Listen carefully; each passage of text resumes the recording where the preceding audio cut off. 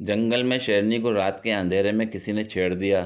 अब पता न चले कि किसकी हरकत है। बंदर ने शेर को कहा कि आप ऐलान कराओ कि कौन इतना दिलेर है जिसने शेरनी को छेड़ा। वो बताए ताकि हम उस बहादुर जानवर को जंगल का बादशाह बना देंगे।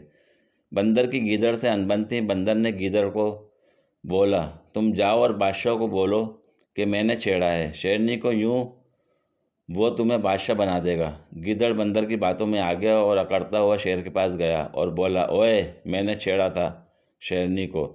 शेर ने गीदड़ को पकड़ा और बांध दिया और सब जंगल के जानवरों को बोला कि उसकी तशरीफ पर 100 जूते मारो। सब जूते मारने लगे। जब बंदर की बारी आई और जो ही बंदर ने जूते मारने शुरू किए, गीदड़ ने गुस्से से मुंह घुमा लिया।